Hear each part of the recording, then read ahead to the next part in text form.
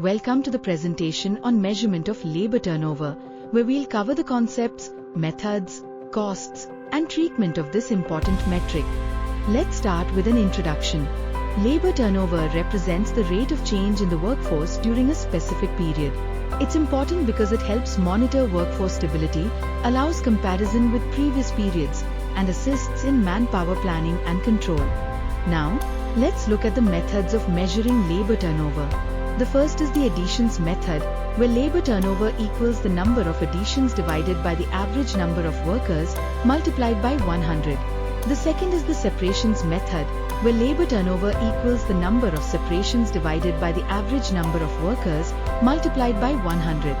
Continuing with the methods, we have the replacement method, where labor turnover equals the number of replacements divided by the average number of workers multiplied by 100. Finally, the flux method calculates labor turnover as 1/2 times the sum of additions and separations multiplied by 100, then divided by the average number of workers. Here's an example to illustrate these methods. We have information collected for Cent Limited for the period 2024 to 25, including the number of employees at the beginning and end of the year, the number of workers who resigned or were discharged, and the number of workers replaced. We'll determine the labor turnover rate using the separation, replacement, and flux methods.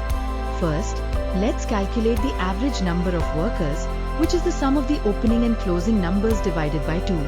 In this case, it's 150 plus 200, 2, which equals 175 workers. Now, let's apply the separation method. The formula is labor turnover is equal to number of separations average no of workers times 100. The number of separations is the sum of resignations and discharges, which is 20 plus 5 equals 25. Therefore, the turnover rate is 25/175 times 100, which is approximately 14.29%. Next, let's use the replacement method. The formula is labor turnover is equal to number of replacements average no of workers times 100. The number of replacements is 20. So, the turnover rate is 20/175 times 100, which is approximately 11.43%. Finally, let's apply the flux method. The formula is labor turnover, flux, is equal to 1/2 times additions plus separations times 100 average no of workers. Additions are given as 20 and separations are 25. Thus, we have 1/2 times 20 plus 25 is equal to 22.5. The turnover rate is 22.5/175 times 100, which is approximately 12.86%. Now, let's discuss the cost of labor turnover.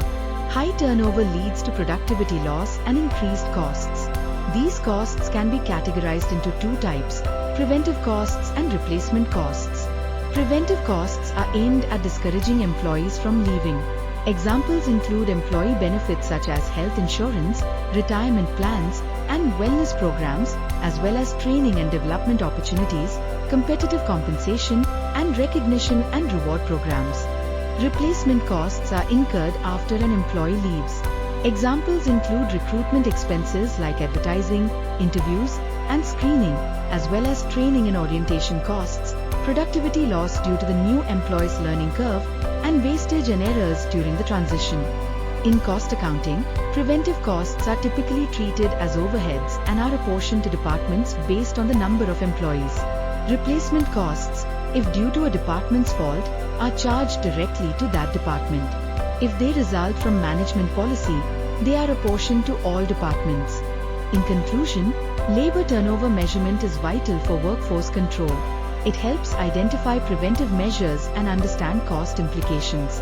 Better retention leads to lower costs and higher productivity.